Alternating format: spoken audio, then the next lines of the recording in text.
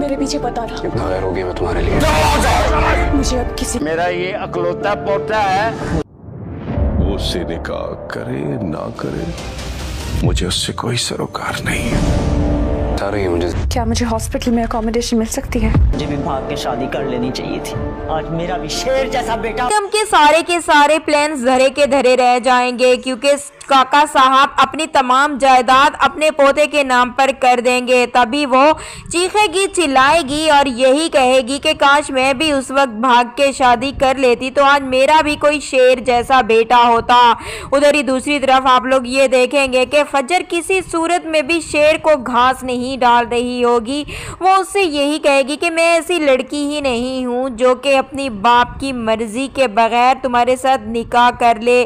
शेर उसे बहुत ही ज्यादा मनाने की कोशिश करेगा, वो किसी सूरत में भी नहीं मानेगी। ना ही वो शेर के साथ जाने के लिए तैयार होगी और ना ही वो उसके साथ निकाह करने के लिए राजी होगी। वो हॉस्पिटल में कॉल करेगी और वहीं पर ही अपने रहने के लिए बात भी करेगी। शेर को उसकी इन हरकत पर बिल्कुल भी यकीन नहीं आ रहा होगा। हालांकि जब शुजात ने उसे अपने घर से धक्के देकर निकाला होगा तो तब शेर ही होगा जिसने जाकर फजर को संभाला होगा और सहारा दिया होगा। मेरे पीछे पता रहा। कितना गैर हो गया मैं तुम्हारे लिए। मुझे अब किसी को धोखा दिया उसने। मेरे माल जमीन सब काश तुम फहाद होते, मैं तुम्हें मार के अपने बाप के सामने खड़ा कर देती। कुछ का वारिस मेरा ये अकलौता पोता है।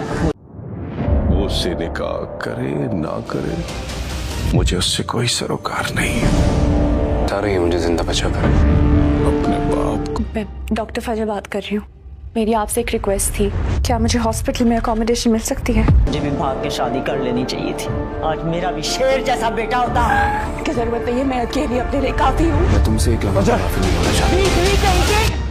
शाहताज बेगम के सारे प्लान्स धरे के धरे रह जाएंगे क्योंकि काका साहब अपनी तमाम जायदाद अपने पोते के नाम पर कर देंगे। तभी वो चीखेगी चिल्लाएगी और यही कहेगी कि काश मैं भी उस वक्त भाग के शादी कर लेती तो आज मेरा भी कोई शेर जैसा बेटा होता।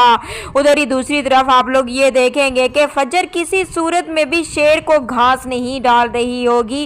वो उससे यही कहेगी कि मैं ऐसी लड़की ही नहीं हूँ जो कि अपनी बाप की मर्जी के बगैर तुम्हारे साथ निकाह कर ले। शेर उसे बहुत ही ज्यादा मनाने की कोशिश करेगा, वो किसी सूरत में भी नहीं मानेगी। ना ही वो शेर के साथ जाने के लिए तैयार होगी और ना ही वो उसके साथ निकाह करने के लिए राजी होगी। वो हॉस्पिटल में कॉल करेगी और वहीं पर ही अपने रहने के लिए बात भी करेगी। शेर को उसकी इन हरकत पर बिल्कुल भी यकीन नहीं आ रहा होगा। हालांकि जब शुजात ने उसे अपने घर से धक्के देकर निकाला होगा तो तब शेर ही होगा जिसने जाकर फजर को संभाला होगा और सहारा दिया होगा। मेरे पीछे पता रहा। कितना गैर हो गया मैं तुम्हारे लिए। मुझे अब किसी को धोखा दिया उसने। मेरे माल जमीन सब काश तुम फहाद होते, मैं तुम्हें मार के अपने बाप के सामने खड़ा कर देती। कुछ का वारिस मेरा ये अकलौता पोता है। वो उससे निकाह करे ना करे, मुझे उससे कोई सरोकार नहीं है। बता रही है मुझे जिंदा बचा कर। अपने बाप को मैं डॉक्टर फजर बात कर रही हूँ। मेरी आपसे एक रिक्वेस्ट थी, क्या मुझे हॉस्पिटल में अकोमोडेशन मिल सकती है? मुझे भी भाग के शादी कर लेनी चाहिए थी। आज मेरा भी शेर जैसा बेटा होता। क्या जरूरत नहीं है, मैं अकेली अपने लिए काफी हूँ। मैं तुमसे एक लम्हा माफी नहीं होना चाहता।